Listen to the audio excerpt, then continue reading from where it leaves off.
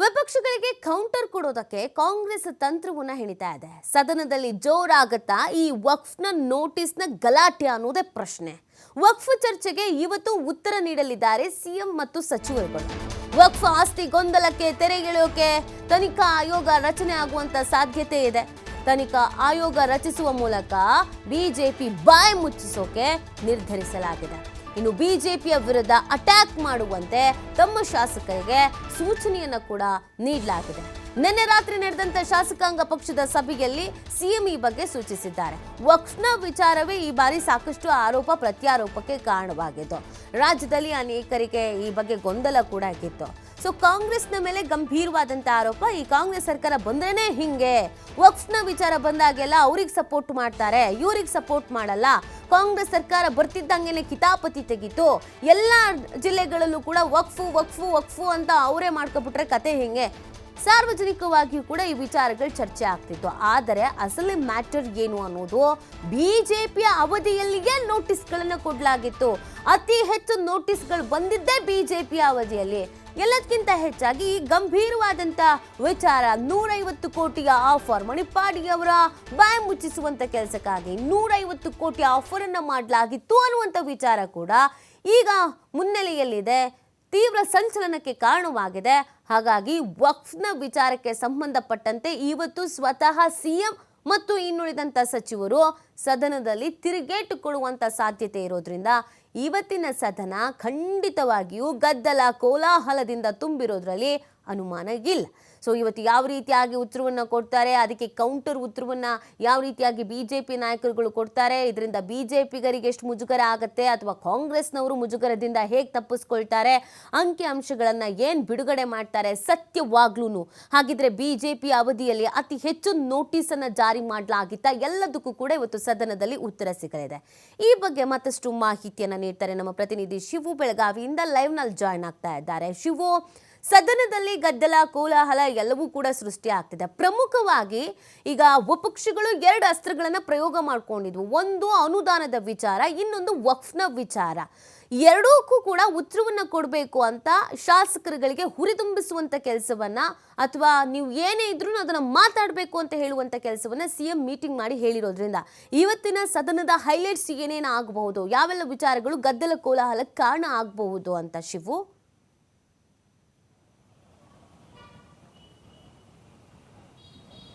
ನಿತಿ, ಬೆಳಗಾವಿ ಸುವರ್ಣಸೌಧದಲ್ಲಿ ನಡೀತಾ ಇರುವಂತಹ ವಿಧಾನಮಂಡಲ ಅಧಿವೇಶನದಲ್ಲಿ ಈಗಾಗಲೇ ಸಾಕಷ್ಟು ವಿಷಯಗಳ ಬಗ್ಗೆ ಚರ್ಚೆ ಆಗ್ತಾ ಇದೆ. ಒಂದು ಕಡೆ ಪ್ರತಿಪಕ್ಷಗಳು ಕೂಡ ಸರ್ಕಾರವನ್ನ ಮುಜುಗರಕ್ಕೆ ಒಳ ಮಾಡಬೇಕು, ಡ್ಯಾಮೇಜ್ ಮಾಡಬೇಕು ಅನ್ನುವಂಥ ನಿಟ್ಟಿನಲ್ಲಿ ಬೇರೆ ಬೇರೆ ವಿಚಾರಗಳನ್ನ ಮುನ್ನೆಲೆಗೆ ತಂದು ಅದನ್ನ ಚರ್ಚೆಗೆ ಆಗ್ರಹವನ್ನು ಮಾಡ್ತಾ ಇದ್ದಾರೆ.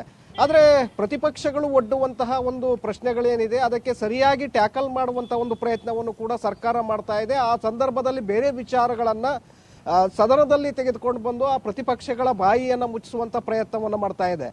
ವಕ್ಫ್ ವಿಚಾರದಲ್ಲೂ ಕೂಡ ನಾವು ಸದನದ ಪ್ರಾರಂಭದಿಂದಲೇ ಇದರ ಬಗ್ಗೆ ನಾವು ಸಮಗ್ರವಾಗಿ ಚರ್ಚೆಯನ್ನ ಮಾಡಬೇಕು, ಮತ್ತೆ ಸರ್ಕಾರವನ್ನ ಇಕ್ಕಟ್ಟಿಗೆ ಸಿಲುಕಿಸಬೇಕು, ರೈತರು ಮಠಮಾನ್ಯಗಳನ್ನ ಎತ್ತಿ ಕಟ್ಟಬೇಕು ಅನ್ನುವಂಥ ನಿಟ್ಟಿನಲ್ಲಿ ಬಿಜೆಪಿ ನಾಯಕರು ಯೋಚನೆಯನ್ನ ಮಾಡಿದ್ರು, ಪ್ಲಾನ್ ಅನ್ನ ಹಾಕೊಂಡಿದ್ರು.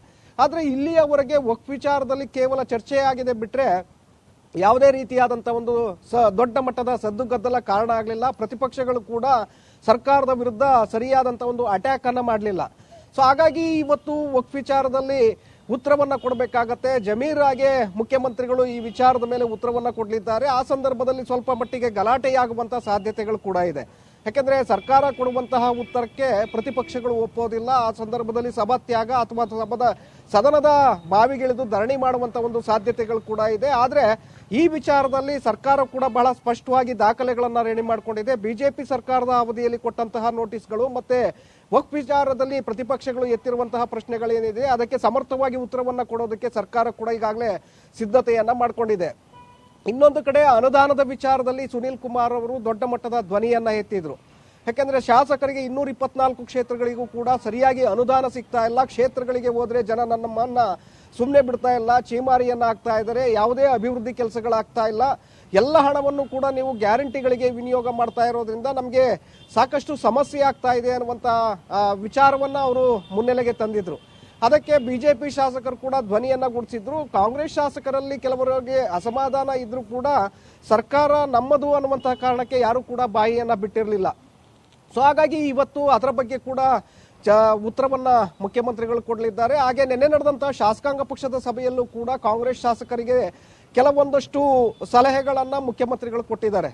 ಅನುದಾನದ ವಿಚಾರದಲ್ಲಿ ನಿಮಗೆ ಈಗ ಅನುದಾನವನ್ನ ಬಿಡುಗಡೆ ಮಾಡ್ತೇವೆ, ಹಾಗಾಗಿ ಅನುದಾನದ ವಿಚಾರದಲ್ಲಿ ಪ್ರತಿಪಕ್ಷಗಳು ಎತ್ತುವಂತಹ ಪ್ರಶ್ನೆಗಳಿಗೆ ನೀವು ತಲೆಯನ್ನ ಕೊಡಬೇಡಿ, ಅವರಿಗೆ ನೀವು ಟ್ಯಾಕಲ್ ಮಾಡಬೇಕು ಅನ್ನುವಂತ ಒಂದು ಸೂಚನೆಯನ್ನು ಕೂಡ ಮುಖ್ಯಮಂತ್ರಿಗಳು ಶಾಸಕರಿಗೆ ಕೊಟ್ಟಿದ್ದಾರೆ. ಹಾಗಾಗಿ ಶಾಸಕರು ಪ್ರತಿಪಕ್ಷಗಳು ಒಂದು ವೇಳೆ ಏನಾದರೂ ಈ ವಿಚಾರದಲ್ಲಿ ಸರ್ಕಾರದ ವಿರುದ್ಧ ಮುಗಿಬೀಳೋದೇ ಆದರೆ ಅವರನ್ನ ನೇರವಾಗಿ ಎದುರಿಸುವಂತ ಒಂದು ಪ್ರಯತ್ನವನ್ನು ಕೂಡ ಕಾಂಗ್ರೆಸ್ ಶಾಸಕರು ಮಾಡಲಿದ್ದಾರೆ. ಜೊತೆಗೆ ಎಲ್ಲ ಶಾಸಕರು ಕೂಡ ಉಳಿದಿರುವಂತ 2 ದಿನಗಳೇನಿದೆ ನೀವು ಕಡ್ಡಾಯವಾಗಿ ಸದನದಲ್ಲಿ ಇರಲೇಬೇಕು ಅನ್ನುವಂತ ಒಂದು ಫಾರ್ಮಾನನ್ನ ಮುಖ್ಯಮಂತ್ರಿಗಳು ಹೊರಡಿಸಿದ್ದಾರೆ.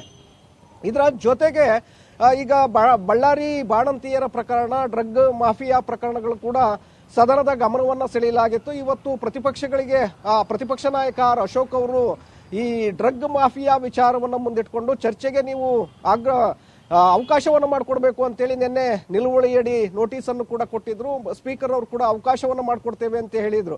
ಹಾಗಾಗಿ ಇವತ್ತು ಆ ಡ್ರಗ್ ಮೇಲೆ ಏನಾದರೂ ಚರ್ಚೆಗೆ ಅವಕಾಶವನ್ನು ಮಾಡಿಕೊಟ್ಟಿದ್ದೆ ಆದರೆ ಪ್ರತಿಪಕ್ಷಗಳು ಆ ವಿಚಾರವನ್ನ ಇಟ್ಕೊಂಡು ಬಳ್ಳಾರಿ ಬಾಣಂತಿಯರ ಸಾವಿನ ಪ್ರಕರಣ, ಹಾಗೆ ರಾಜ್ಯದ ಬೇರೆ ಬೇರೆ ಕಡೆಗಳಲ್ಲಿ 327 ಜನ ಏನು ಅಸುನೀಗಿದ್ದಾರೆ ಆ ಎಲ್ಲ ಪ್ರಕರಣಗಳನ್ನು ಕೂಡ ಮುನ್ನೆಲೆಗೆ ತರುವ ಮೂಲಕ ಅದನ್ನ ರಾಜ್ಯದ ಜನರಿಗೆ ಗೊತ್ತಾಗಬೇಕು ಅನ್ನುವಂಥ ನಿಟ್ಟಿನಲ್ಲಿ ದಾಖಲೆಗಳ ಸಮೇತ ಸರ್ಕಾರದ ವಿರುದ್ಧ ಮುಗಿಬೀಳೋದಕ್ಕೆ ಈಗಾಗಲೇ ರೆಡಿಯಾಗಿದ್ದಾರೆ. ಅದಕ್ಕೂ ಕೂಡ ದಿನೇಶ್ ಗುಂಡೂರಾವ್ ಮೊನ್ನೆನೆ ಉತ್ತರವನ್ನ ಕೊಡೋದಕ್ಕೆ ಹೊರಟಿದ್ರು. ಇಲ್ಲ, ನೀವು ಉತ್ತರ ಕೊಡುವಂತಹ ಸಂದರ್ಭದಲ್ಲಿ ಇದನ್ನ ನೀವು ಮಾತನಾಡಿ ಅಂತೇಳಿ ಅವರ ಬಾಯಿಯನ್ನ ಪ್ರತಿಪಕ್ಷಗಳು ಮುಚ್ಚಿದ್ವು. ಇವತ್ತು ಈ ವಿಚಾರದ ಬಗ್ಗೆ ಚರ್ಚೆ ಆಗಿದ್ದೇ ಆದ್ರೆ ಆಗ ಸರ್ಕಾರ ಕೂಡ ಇದಕ್ಕೆ ಸರಿಯಾಗಿ ತಿರುಗೇಟನ್ನು ಕೊಡುವಂತ ನಿಟ್ಟಿನಲ್ಲಿ ಕೆಲವು ದಾಖಲೆಗಳನ್ನು ಕೂಡ ಈಗಾಗಲೇ ರೆಡಿ ಮಾಡಿಕೊಂಡಿದೆ. ಈ ಒಂದು ಸದನದಲ್ಲಿ ಇಲ್ಲಿಯವರೆಗೆ ಉತ್ತರ ಕರ್ನಾಟಕದ ಸಮಸ್ಯೆಗಳ ಬಗ್ಗೆ ಕೂಡ ಕಳೆದ 3 ದಿನಗಳಿಂದ ಚರ್ಚೆ ಆಗ್ತಾ ಇದೆ. ಈ ಸಮಸ್ಯೆಗಳಿಗೂ ಕೂಡ ಪರಿಹಾರವನ್ನು ಕಂಡುಕೊಳ್ಳುವಲ್ಲಿ ಈಗಾಗಲೇ ಸರ್ಕಾರ ಒಂದು ಕಡೆ ರೆಡಿಯಾಗಿದೆ. ಜೊತೆಗೆ ಉತ್ತರ ಕರ್ನಾಟಕದ ಕೆಲವು ಯೋಜನೆಗಳಿಗೆ ಸದನದಲ್ಲೇ ಘೋಷಣೆಯನ್ನ ಮಾಡುವ ಮೂಲಕ ಇದಕ್ಕೂ ಕೂಡ ಇತಿಶ್ರೀಯನ್ನ ಹಾಕುವಂತ ಒಂದು ಪ್ಲಾನ್ ಅನ್ನ ಮುಖ್ಯಮಂತ್ರಿಗಳು ಮಾಡಿಕೊಂಡಿದ್ದಾರೆ.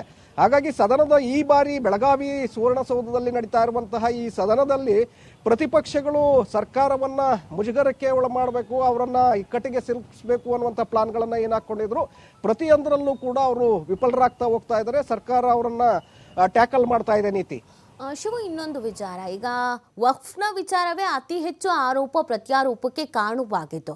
ಬಿಜೆಪಿ ಅವಧಿಯಲ್ಲಿಯೇ ಅತಿ ಹೆಚ್ಚು ನೋಟಿಸ್ ಬಂದಿದ್ದು ಅಂತ ಕಾಂಗ್ರೆಸ್ನವರು ಹೇಳ್ತಾ ಇದ್ರೆ, ಇಲ್ಲ ನಿಮ್ಮಿಂದನೇ ಅಂತ ಹೇಳ್ತಾ ಇದ್ದಾರೆ. ಸೊ ಈ ಎಲ್ಲ ಆರೋಪ ಪ್ರತ್ಯಾರೋಪಗಳ ನಡುವೆ ಒಂದಷ್ಟು ಗೊಂದಲಗಳು ಕೂಡ ರಾಜ್ಯದ ಜನತೆಗೆ ಇದೆ. ತನಿಖಾ ಆಯೋಗವನ್ನ ರಚನೆ ಮಾಡಬೇಕು ಅನ್ನುವಂಥ ನಿಟ್ಟಿನಲ್ಲೂ ಕೂಡ ಕೂಗು ಕೇಳಿ ಬಂದಿತ್ತು. ಸೊ ಈ ತನಿಖಾ ಆಯೋಗದ ವಿಚಾರಕ್ಕೆ ಸಂಬಂಧಪಟ್ಟಂತೆ ಇವತ್ತು ಡಿಸಿಷನ್ ಏನಾದರೂ ತೆಗೆದುಕೊಳ್ಳುವಂತ ಅಥವಾ ಘೋಷಣೆ ಮಾಡುವಂತ ಸಾಧ್ಯತೆ ಇದೆಯಾ ಅಂತ?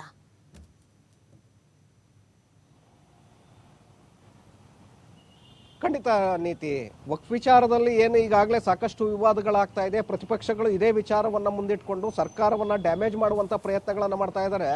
ಇದರಲ್ಲಿ ಸರ್ಕಾರ ಕೂಡ ಈಗಾಗಲೇ ಸಾಕಷ್ಟು ಸಿದ್ಧತೆಯನ್ನ ಮಾಡ್ಕೊಂಡಿದೆ. ಒಂದು ಕಡೆ ಬಿಜೆಪಿ ಸರ್ಕಾರದ ಅವಧಿಯಲ್ಲಿ ಅತಿ ಹೆಚ್ಚಿನ ನೋಟಿಸ್ಗಳನ್ನ ರೈತರಿಗೆ ನೀಡಲಾಗಿತ್ತು ಅನ್ನುವಂತ ದಾಖಲೆ ಸಮೇತ ಅದನ್ನ ಬಿಡುಗಡೆ ಮಾಡುವಂತ ಒಂದು ಪ್ರಯತ್ನವನ್ನು ಕೂಡ ಇವತ್ತು ಸರ್ಕಾರ ಮಾಡಲಿದೆ. ಮುಖ್ಯಮಂತ್ರಿಗಳು ಉತ್ತರ ಕೊಡುವಂತ ಸಂದರ್ಭದಲ್ಲಿ ಈ ವಿಚಾರದ ಬಗ್ಗೆ ನೇರವಾಗಿ ತನಿಖಾ ಆಯೋಗವನ್ನ ನ್ಯಾಯಾಂಗ ತನಿಖಾ ಆಯೋಗಕ್ಕೆ ಇದನ್ನ ಕೊಡುವಂತ ಒಂದು ನಿರ್ಧಾರವನ್ನು ಕೂಡ ಮಾಡಬಹುದು. ಯಾಕೆಂದ್ರೆ ಈಗಾಗಲೇ ಅದರ ಬಗ್ಗೆ ಕಾಂಗ್ರೆಸ್ ಶಾಸಕಾಂಗ ಪಕ್ಷದ ಸಭೆಯಲ್ಲೂ ಕೂಡ ಎಲ್ಲರ ಒಂದು ಒಪ್ಪಿಗೆಯನ್ನ ಪಡೆಯಲಾಗಿದೆ. ಯಾಕೆಂದ್ರೆ ಸುಮ್ಮನೆ ವಿವಾದವನ್ನ ಮಾಡ್ಕೊಂಡು ಹೋದ್ರೆ ಮುಂದಿನ ದಿನಗಳಲ್ಲಿ ಪ್ರತಿಪಕ್ಷಗಳು ಸದನ ಮುಗಿದ ನಂತರವೂ ಕೂಡ ಇದನ್ನ ಜನಸಾಮಾನ್ಯರನ್ನ ನಮ್ಮ ವಿರುದ್ಧ ಎತ್ತಿ ಕಟ್ಟುವಂತ ಒಂದು ಪ್ರಯತ್ನಗಳನ್ನ ಮಾಡಬಹುದು. ಅದಕ್ಕೆ ಸರಿಯಾಗಿ ನಾವು ಉತ್ತರವನ್ನ ಕೊಡಬೇಕಾದ್ರೆ ಅದನ್ನ ತನಿಖೆಗೆ ಕೊಡಬೇಕಾಗತ್ತೆ. ಹಾಗಾಗಿ ಉನ್ನತ ಮಟ್ಟದ ತನಿಖೆಯನ್ನ ನಾವು ಕೊಡಬೇಕಾಗತ್ತೆ ಅನ್ನುವಂಥ ನಿರ್ಧಾರವನ್ನ ನಿನ್ನೆ ತೆಗೆದುಕೊಳ್ಳಲಾಗಿದೆ. ಸೊ ಹಾಗಾಗಿ ಇವತ್ತು ಉತ್ತರ ಕೊಡುವಂತಹ ಸಂದರ್ಭದಲ್ಲಿ ಈ ಘೋಷಣೆಯನ್ನ ಮಾಡುವಂತ ಒಂದು ಸಾಧ್ಯತೆಗಳು ಕೂಡ ಇದೆ ನೀತಿ.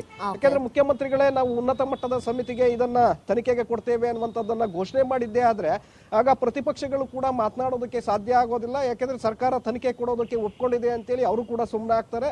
ಈ ಕಡೆ ಸರ್ಕಾರ ಎದುರಾಗಿರುವಂತಹ ಆಪತ್ತಿನಿಂದ ಸರ್ಕಾರ ಕೂಡ ಪಾರಾಗುತ್ತೆ. ಹಾಗಾಗಿ ಇವತ್ತಿನ ಸದನದಲ್ಲಿ ಈ ವಿಚಾರ ಕೂಡ ಮುಂಚೂಣಿಗೆ ಬರುತ್ತೆ ನೀತಿ. ಓಕೆ, ಥ್ಯಾಂಕ್ ಯು ಶಿವು ತಮ್ಮೆಲ್ಲ ಡೀಟೇಲ್ಸ್ಗಾಗಿ.